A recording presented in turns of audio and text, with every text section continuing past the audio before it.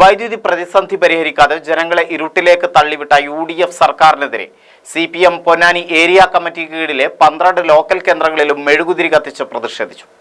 Shoppika weddings, the bridal legacy. വൈദ്യുതി പ്രതിസന്ധി പരിഹരിക്കാതെ ജനങ്ങളെ ഇരുട്ടിലേക്ക് തള്ളിവിട്ട UDF സർക്കാരിനെതിരെ CPM പൊന്നാനി ഏരിയ കമ്മിറ്റിക്ക് കീഴിലെ 12 ലോക്കൽ കേന്ദ്രങ്ങളിലും മെഴുകുതിരി കത്തിച്ച് പ്രതിഷേധിച്ചു.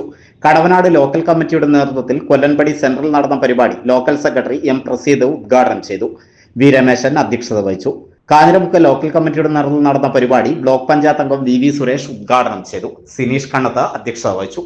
എരമംഗലം ലോക്കൽ കമ്മിറ്റിയുടെ നേതൃത്വത്തിൽ നടന്ന പരിപാടി റിയാസ് പഴഞ്ഞു ഉദ്ഘാടനം ചെയ്തു. P അശോകൻ അധ്യക്ഷത വഹിച്ചു. മാറഞ്ചേരി ലോക്കൽ കമ്മിറ്റിയുടെ നേതൃത്വത്തിൽ നടന്ന പരിപാടി ലോക്കൽ സെക്രട്ടറി PC മൊയ്തീൻ ഉദ്ഘാടനം ചെയ്തു. KP രാജൻ അധ്യക്ഷത വഹിച്ചു. പെരുമ്പടപ്പ് ലോക്കൽ കമ്മിറ്റിയുടെ നേതൃത്വത്തിൽ നടന്ന പരിപാടി അഡ്വക്കേറ്റ് MK സക്കീർ ഉദ്ഘാടനം ചെയ്തു. AK നവാസ് അധ്യക്ഷത വഹിച്ചു. എഴുപത്തിരുത്തി ലോക്കൽ കമ്മിറ്റിയുടെ നേതൃത്വത്തിൽ നടന്ന പരിപാടി ഏരിയ സെക്രട്ടറി CP മുഹമ്മദ് കുഞ്ഞു ഉദ്ഘാടനം ചെയ്തു.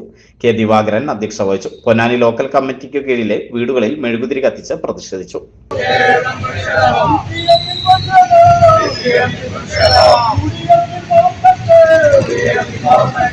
മെയ് മാസത്തിൽ ഇവിടെ അധികാര വടംവലിയായിരുന്നു.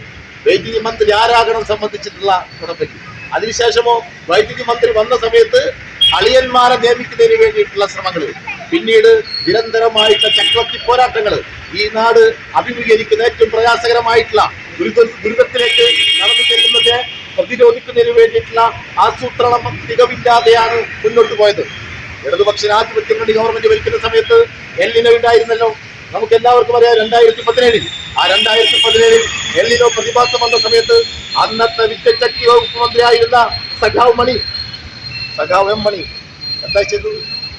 ഗുജറാത്തിൽ നിന്ന് വൈദ്യുതി കൊണ്ടുവരിക, ഗുജറാത്തിലെ വൈദ്യുതി മന്ത്രിയുമായി ഇടപെട്ട് ഉദ്യോഗസ്ഥ സംഘത്തെ ഗുജറാത്തിലേക്ക് അയച്ചുകൊണ്ടാണ് ആ പ്രശ്നത്തെ പരിഹരിക്കപ്പെട്ടത്. മഴക്കുറവുള്ള ഒരു വർഷം ഇവിടെ ഉണ്ടായിരുന്നു. കഴിഞ്ഞ 10 വർഷക്കാലത്തിൽ ഏറ്റവും കുറവ് മഴയുള്ള കാലമായിരുന്നു 2023.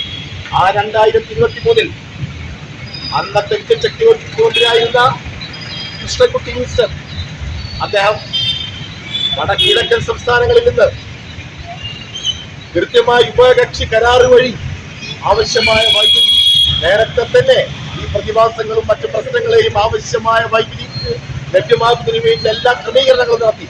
അങ്ങനെ ഒരല്ലരുമില്ലാതെ കേരളത്തിലെ ഒരു കുട്ടിക്ക് പോലും, കേരളത്തിലെ ഒരു ഭവനത്തിൽ പോലും വൈദ്യുതി പ്രതിസന്ധി ഇല്ലാതെ കൃത്യമായ ആസൂത്രണത്തിലൂടെയാണ് ഈ പ്രതിസന്ധികൾ മറികടന്നത്.